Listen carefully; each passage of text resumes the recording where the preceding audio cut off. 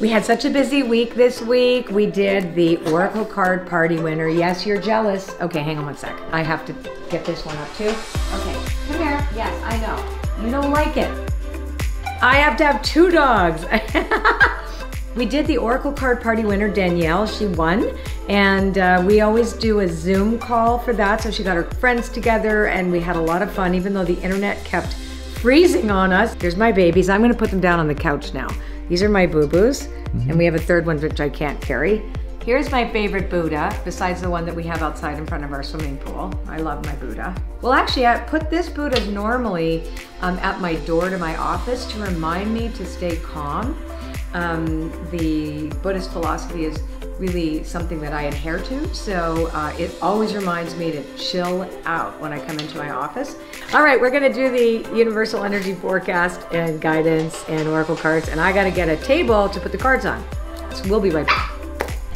Hey everybody, it's Colette Baron-Reid. I'm back in my house because it is meltingly hot outside and all the camera equipment is set up in my office because we are shooting all kinds of stuff for Oracle School this week. Anyhow, we're talking about the week of July the 29th. Now, I decided to use 3 Oracle card decks of mine, and the way I'm reading it, you'll see the cards, are going to be clockwise first and then up and down, since you guys liked the way I did that the last time. And I've chosen a goddess, or at least I've asked the goddesses, who is going to guide all of us this week.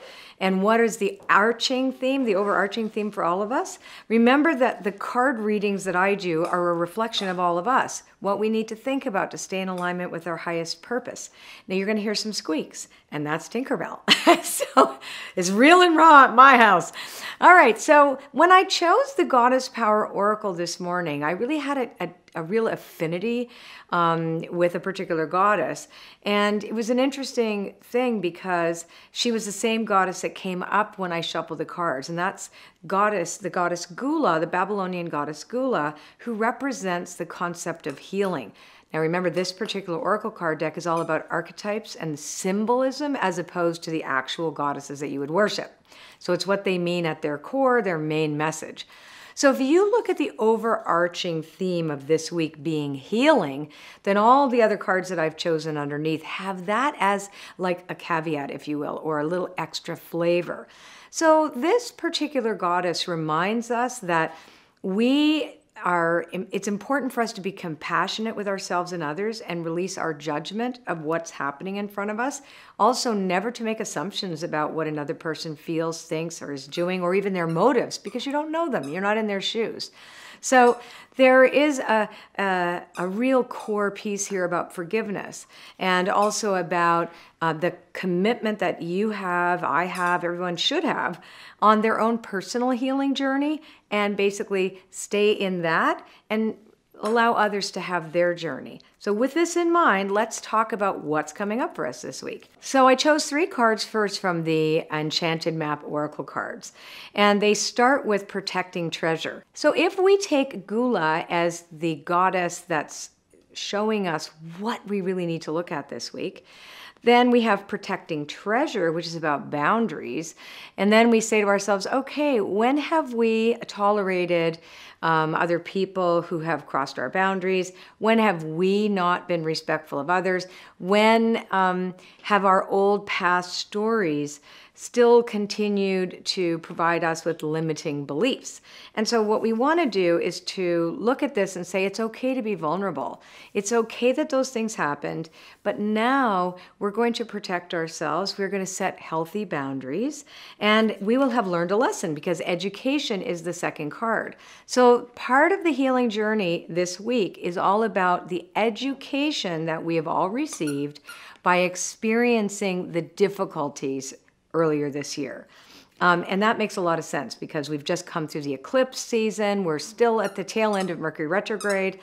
We've had, Pluto and Saturn are doing all kinds of dances in the sky that causes us to have to look at the transformative aspects of our lives and where we have done our work and where we still need to do our work. So education in this context is a really positive thing because we have learned, is what it's saying. And coming to life means that whatever it is that we've learned, whatever it is that has created somehow a need for healing, is now coming to life inside us. And the new self is the one that is leading. We're no longer leading from the victim story. And that's really important this week, to know how far you've actually come. Don't look at what you still need to do so much. It's not about slogging through, the list of, the litany of, oh God, I still got to work with this. But truly how far you've actually come in your healing journey. And the healing journey can be applied to anything, by the way. You can look at a healing journey or even around what you manifest. Say, for example, you only allow yourself to manifest so far because you're worried that you have a limitation set upon what you're allowed. Or like you think miracles are going to run out and they're only for other people. Or you're afraid to shine. Or any number of those things can actually be the invitation into the healing story of saying, I'm going to free myself and liberate myself from these limiting beliefs. And that really helps the healing, right? So that's all part of it. Education is also about not being ignorant of it. And I love this card when it comes up because it does tell us that we can learn. Even if we've been in denial for X amount of time in our lives, doesn't mean that we're going to be like that forever. And this is really a celebration of how far we've come. So remember that when you bump up against some of the old patterns or something that says, you know what, I really need to set this boundary, and it'll be easier over time because you'll not be the same person anymore. You won't attract the same things in your life. You won't even be attracted to the same kind of people anymore or the circumstances in your life. If anything, this enables you to take what you have learned and provide it as part of your foundation for what you offer others. So this is a really, really, really great week for this recognition of how far you've come. Puppy break. So listen, if you like this video, well, subscribe to my channel and then ding on the bell. No, don't ding the bell. Choose the bell. Is that what they have to do, Mark? Choose the bell. And then you're going to get an email telling you when my next video is up. All right, it's time to go outside. So now we have 3 cards from the Wisdom of the Oracle, and then I'm going to read them up and down. Let's go back to Gula again, the goddess Gula, the goddess of healing, and she leads us ever more into this reading. So these next 3 cards continue the story. So Loyal Heart, Milk and Honey, and Exchanging Gifts. This is why I already knew those cards were pulled, so I could tell you that the first 3 cards were really supported by all this knowledge and this really, again, the celebratory feeling that you've come so far and you have so much to offer now. Loyal Heart. Let's talk about what that card means. Now, it doesn't necessarily mean being loyal to other people. It can show you who your real friends are. It can show you the beautiful allies that you've managed to connect with, your tribe, etc. But ultimately, it's about your loyalty to your dream. How loyal are you to your dream? Well, this one says loyal. If you use the energy of this week and the last bit of the Mercury retrograde cycle to take a look at, because we like to go over things in Mercury retrograde, and I love Mercury retrograde because it really gives you a chance to slow down and edit. Really like, ooh, this is like, let's do inventory. I always do a big inventory during Mercury retrograde, even though it's not comfortable sometimes. So what? It's always treasure in the trash. Okay, Milk and Honey goes with Loyal Heart. If you are loyal to your true dream, doing the do things, it's always about doing something too, like following your dream, taking action, being creative, writing, do whatever it is that you need to do, even if it means just like deciding that you're not going to allow the limitations to define you anymore, well, then Milk and Honey is a result of that. And it's a direct result of that because this is a story in motion. And this one, the Loyal Heart, preceded Milk and Honey. And we conclude the reading with Exchanging Gifts. And this is wonderful because, people always ask, oh, what's my purpose? Your purpose is to remove the blocks and obstacles to yourself, to the self that is lovable and loving and enough, and just you being you, and the uniqueness of you is your purpose. That's why you're here, is to share your experience, strength, and hope with others. That's the purpose of you being here. The form of that purpose can change, by the way. It can change. It doesn't have to remain the same, and it doesn't have to be what you do for a living. That who you are and who you are becoming is enough to exchange that energy with others in a loving, compassionate, and non-judgmental way. And that is the source of healing. There is either a call to love or a reduction to fear. And it's always, the healing comes from a call to love, and that we answer that call. Now let's break the reading down in a different way. So instead, I use the cards in a clockwise motion now. I'm going to go in layers.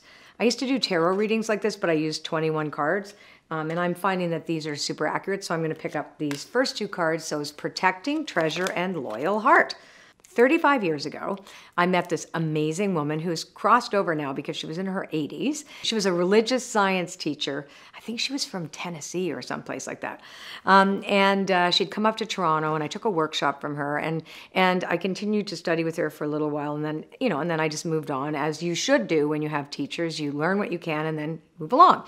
Anyway, so she taught me that when you are looking to manifest something, you don't share it with others right away. You don't share that. You keep it to yourself, and you keep it and you allow it to be a seed that you nurture, that you tend to, and that you wait until it's baked. Basically, you don't give away the recipe till you bake the cake. And I thought that was really interesting. And I wondered, well, why is that? Is it because you're afraid someone's going to take it away from you? And she says, no, that's not the point at all. The point is that it enables it to gain steam, right? So that idea of who you want to be and who you see yourself becoming, and the goals and the desires and the intentions that you want to set, they're sacred. And so you treat them as sacred. So for example, she taught me that you put your intentions together on the new moon, and then you celebrate what you harvested on the full moon, and you release what you don't need also on that full moon. And so she said, go through a few cycles before you share your idea with somebody else. Also, other people can poo-poo that. And that's what this is suggesting too, that protecting treasure is really about you knowing in your heart of hearts, your beautiful offering to the world is your own and unique to you. And even if it is more along the lines of not an actual thing, or even anything that you create or work with, that's not even necessarily it. It's really just being sacred with others. If we boil that down, remember Gula being the healing goddess still, and we have Protecting Treasure and Loyal Heart. Now, when these cards come up for me with the healing card, I also say to myself, okay, is this also about setting boundaries so I'm not codependent with others? Because sometimes we can overdo our loyalty. And that's something to think about this week too. Are we in any way, shape, or form allowing ourselves to be vulnerable by trying to rescue somebody else, or by, trying to prevent someone else from being hurt, when really potentially that person may have to go through their own journey and you can't fix it for them? So that's also one of the kind of undercurrents when I see these two cards together with the healing card. Now let's look at the next double, and that is Education with Milk and Honey. So when you look at education with milk and honey, what have we learned that enables us to be prosperous and abundant? It's so simple, and yet our egoic minds make it all complicated. So do the inventory, clean house, clear your head, do the do things, put one foot in front of the other, whatever small action that you need to take, even if it's just about deciding, that is key. And that's what you've learned. Put what you have learned to work and you will see the results of it. And it's happiness. It's about happiness and joy and playfulness and seeing the results of all the hard work that you guys have done, me too, up until now. Why not be allowed to see some of the beauty and the miracles and the magic that actually takes place when you follow what you've learned, when you followed this format, if you will. The last two cards, Coming to Life and Exchanging Gifts, are really a beautiful result, right? So if you put these two together, reminding ourselves that the goddess Gula, the goddess of healing, still is our guiding goddess for the week, you have here evidence, right? So there's evidence of your hard work. Everything is coming to life now. Now remember, can you imagine what it's like to come to life out of being a stone for a while? It's a little chaotic, right? So sometimes the coming to life is big. Sometimes the coming to life is something that you've been chipping away at for a long time, like you would marble and creating a statue. Sometimes it's because you've desired something for so long, you've finally surrendered it, and all of a sudden, kaplowy, there it is. And the universe this is the law of reciprocity. So this card, in this context, as well as in the entire reading, which was the last card if we look at it as the circle, this is about the law of reciprocity. Whatever you've put into the world, you're going to get it back. Whatever it is that you haven't healed in yourself will be called to be healed. And there is great gifts in this. Even if something that feels a little shitty can be the treasure that you need to find because it pointed you to an area in your life that still needed healing. So remember, healing is the theme, and all this good stuff is what we can look forward to. And as long as we remember that we have learned something, go to the lesson that we have learned already. Recognize that you have it already. You don't have to keep learning the same lesson over and over again. And that's another really strong message for this week. And go have some fun. Milk and honey, that little elephant that's in there, he's like playing in the milk. And that's what we all need to do too this week. This morning, I did my most fun thing ever this week. My membership circle, the Oracle Circle membership site, is right now only for Oracle School students. And so everybody is in there, and we're having the time of our lives. And once a month, I do a live call with me, and I do readings. And so we cracked open the Crystal Spirits deck, and you guys are gonna see that, or you might have seen it already. You've seen my unboxing video. So that was really, really great. Once a month I do that in the membership circle, and it's not ready yet for the public, but when it is, you guys will find out. But that was so much fun because we get together and I get to pull people up on video, and I do a reading for them, and always that reading affects everybody. Oh boy, here we go. So are you jealous that I'm talking to Daddy? Yes, I'm not paying attention to you.